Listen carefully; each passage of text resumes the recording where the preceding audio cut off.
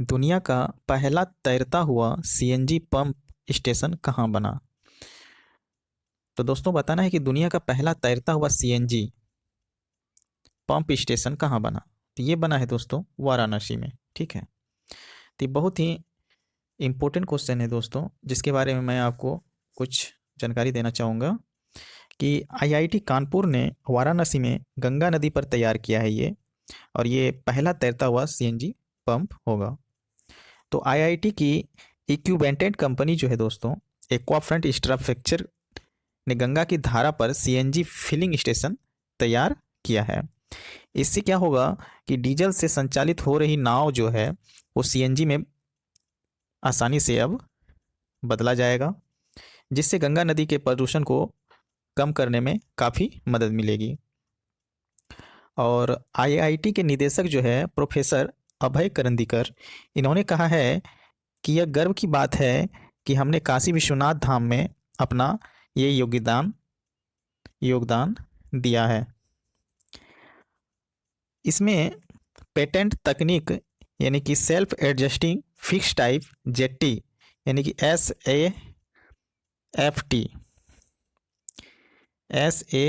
T self adjusting fixed type jetty का इस्तेमाल किया गया है, जो पानी के तेज बहाव में भी अपनी पोजीशन जो है एडजस्ट कर सकता है। ठीक है दोस्तों, तो साथ ही अगर कभी बाढ़ भी आने की संभावना हुई तो इसको किसी प्रकार का नुकसान वो नहीं पहुंचा सकता है। इस तरह से ये बनाया गया है। तो वाराणसी देश का जो है दोस्तों पहला ऐसा शहर हो जाएगा जहां नाव सीएनजी से चलेगी। तो वाराणसी में गंगा में चलने वाले अप्रॉक्सीमेटली 2000 नावें हैं, जो कि छोटी और बड़ी नावें मिलाकर मैं बता रहा हूँ, जिसे जो है अब सीएनजी में कन्वर्ट किया जाएगा। इससे तो दोस्तों न कि गंगा नदी की प्रदूषण भी कमी होगी, वातावरण भी स्वच्छ रहेगी। तो ये बहुत ही अच्छा तकनीक लाया गया है जो काफ़ी ही महत्वपूर्ण होगी। ठीक है, तो चलिए मैं अब बात करता हूँ दूसरा नंबर की। तो दूसरा नंबर में हम लोग देख रहे हैं कि देश की पहली पेपरलेस कोर्ट कौन बनी।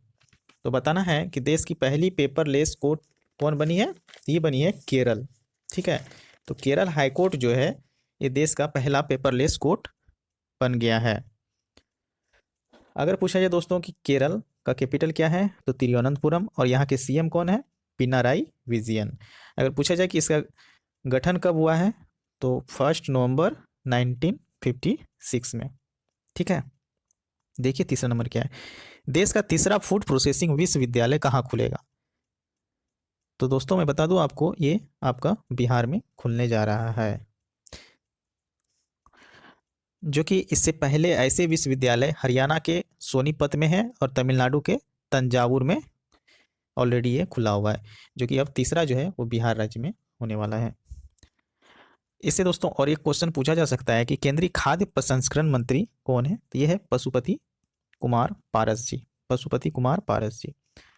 अगर पूछा जाए बिहार के मुख्यमंत्री कौन है, तो वो है नीतीश कुमार जी। ठीक है, चलिए बढ़ते हैं आगे। बारबाडोस बारबाडोस में भारत के नए उच्चायुक्त कौन नियुक्त किए गए हैं। तो बताना है कि बारबाडोस में जो है भारत के नए उच्चायुक्त कौन नियुक्त किए गए हैं। तो ये है एस बालचंद्रन जी। अगर बोला जाए बारबाडोस जो है दोस्तों, ये जो है प्रशांत महासागर के पश्चिमी हिस्से में कैरेबियन द्वीप पर स्थित है ये बारबाडोस, जिसकी राजधानी जो है ब्रिज टाउन है।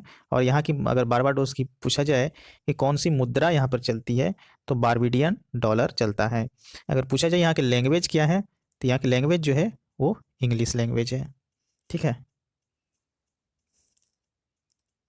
चलिए देखते हैं नेक्स्ट क्वेश्चन।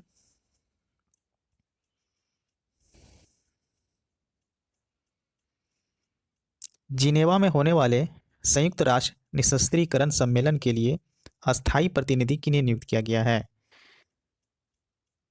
तो जिनेवा में होने वाले संयुक्त राष्ट्र निशस्त्रीकरण सम्मेलन जो है, इसके प्रतिनिधि अनुपम रे को नियुक्त किया गया है। अनुपम रे। अगर बोला जाए कि निशस्त्रीकरण सम्मेलन जो है इसका गठन कब हुआ है, ये 1984 में हुआ है और इसमें 65 देशों की सदस्यता है। अगर पूछा जाए इसका मुख्यालय कहाँ है तो ये है पालिस डेस नेशंस में। देखिए अगला क्वेश्चन क्या है।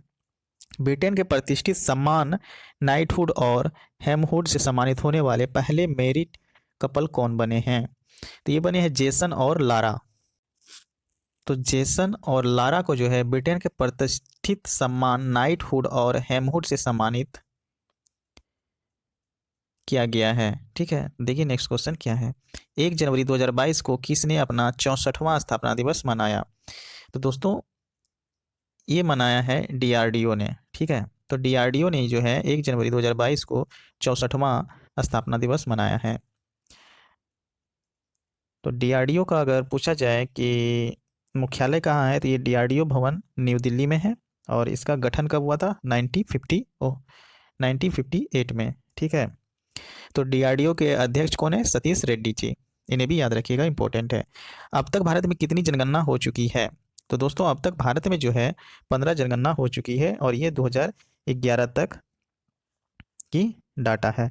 तो भारत की जनगणना जो है 15 बार की जा चुकी है और सब 1872 में जो है यह ब्रिटिश वायसराय लॉर्ड मेसो के अधीन पहली बार कराई गई थी। तो पहली जनगणना जो है 1872 में कराई गई थी और यह ब्रिटिश वायसराय लॉर्ड मेयो के अधीन पहली बार कराई गई थी।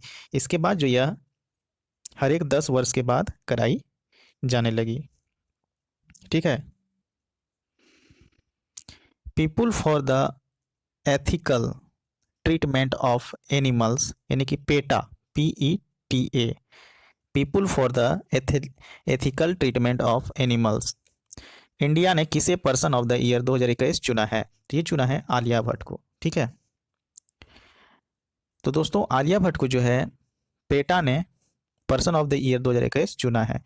अगर बोला जाए कि पेटा की स्थापना कब हुई थी तो 22 मार्च 1980 में हुई थी और इसके संस्थापक जो है इंग्रिड न्यू किर्क और एलेक्स पाचेको जी हैं।